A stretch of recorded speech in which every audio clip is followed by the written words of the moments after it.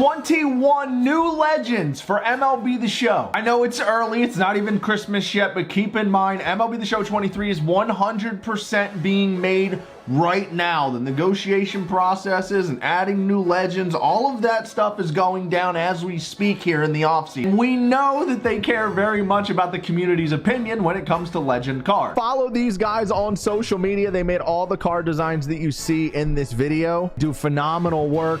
If you're interested in any sort of graphic design, edits, specifically video game and sports related, definitely give them a shout. Head on over to Underdog Fantasy, download the app, and use code Shelfy when you sign up. They will match your first deposit. Let's start things off with Brad Lidge. You can make some Brad Lidge cards for both the Houston Astros and the Philadelphia Phillies, but I'd like to highlight the 2008 season where he went 41 for 41 on saves in the regular season, and then he also went perfect in the postseason. That would be I mean, come on, a prime Brad Lidge where on a perfect season he'd be maxed out.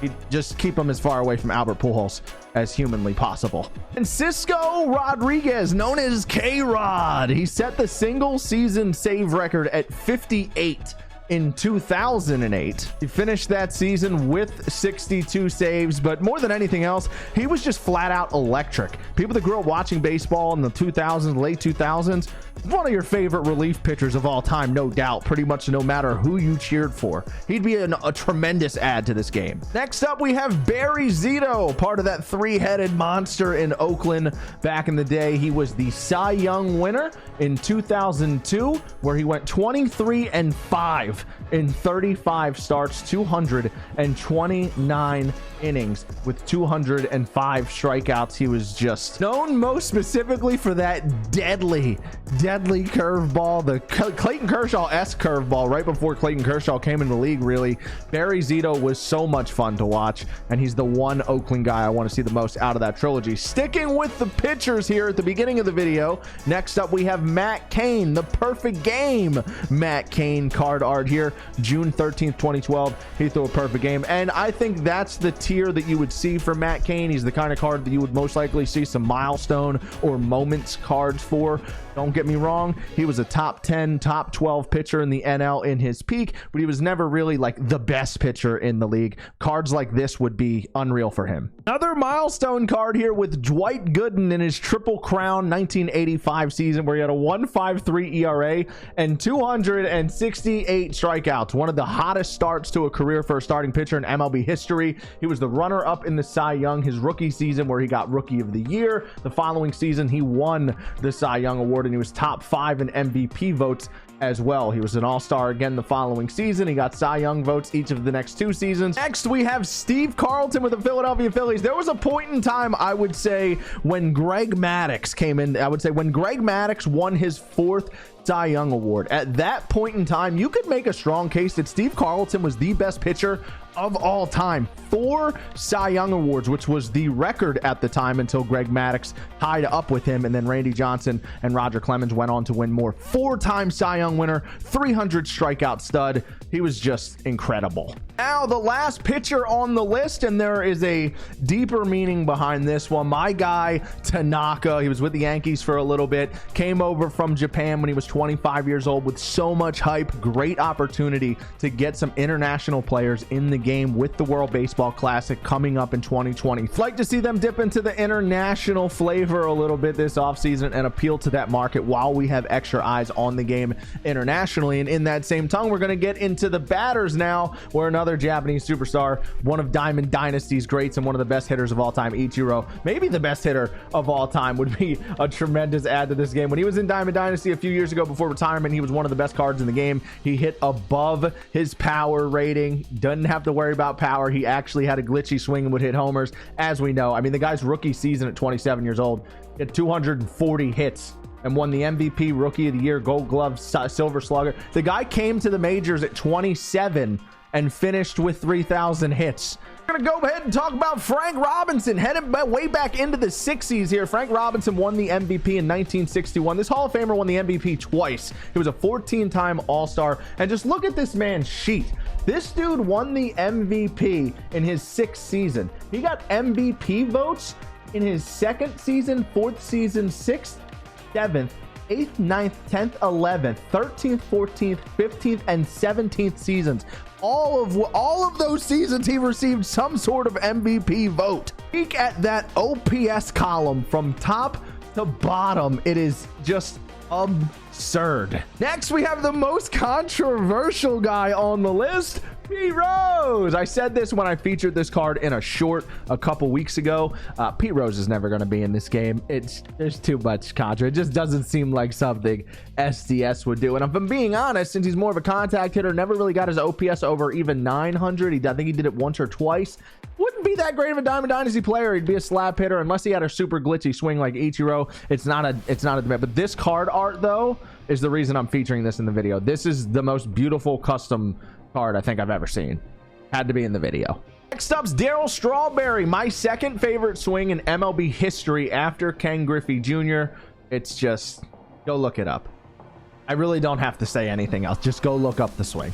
CBS Survivor alumni Jeff Kent, in my opinion, should be in the Hall of Fame already. I can't believe it's even a conversation. When you line up the 20 Hall of Fame second basemen that are currently in, Jeff Kent's in like the top 6 of virtually every category that at least it matters. Basic stats, advanced stats, you name it.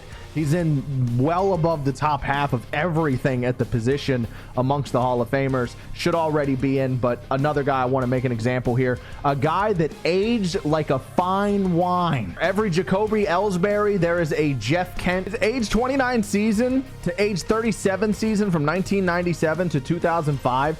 Jeff Kent batted .296 with an .895 OPS, 253 home runs, 994 RBIs in 1,324 games. That's age 29 and beyond. Next up, Nomar Garciaparra, polar opposite from Jeff Kent, a guy who kind of peaked earlier and then fell off late, a more normal trajectory career. Nomar Garciaparra was flat out electric when he bursted upon the scene. Technically, his rookie year was 1997, where he won the Rookie of the Year. Silver Slugger, came in 8th in the MVP voting after getting just 24 games in 1996. Next up, Lance Berkman, who is, in my opinion, maybe the single most underrated hitter of all time. Let's look at the OPS column. He finished his 15-year career with an average of 943. He had three separate seasons where he finished with an OPS over 1,000. Man received MVP votes 7 times, and 6 out of those 7 times he was in the top 7 for the award.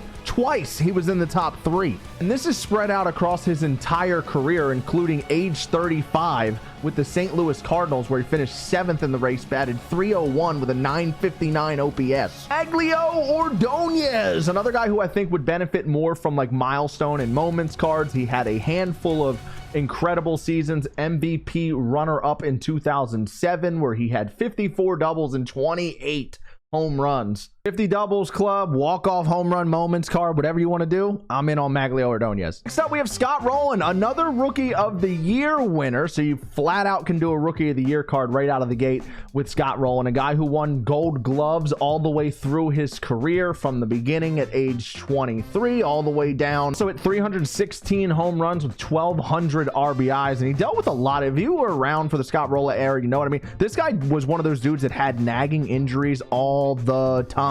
2 weeks here, 2 weeks there, upper body, lower body, but he would just find a way to get 120, 140 games in, and the dude always raked on top of having that glove. His production came down in his 30s, as you would expect. It didn't come down far enough to negatively impact the team. They were a championship caliber Cardinals team there when he was in his early 30s. He was posting very competitive high 700, low 800 OPSs in his mid to late 30s. Next up, I'm sorry once again for using this card, but it is maybe the funniest thing I've ever seen in my entire life. The career of Derek Jeter needs no explanation. Everybody knows who he is. There's not a single person here who maybe forgot about this guy or doesn't know about him. It's Derek freaking Jeter.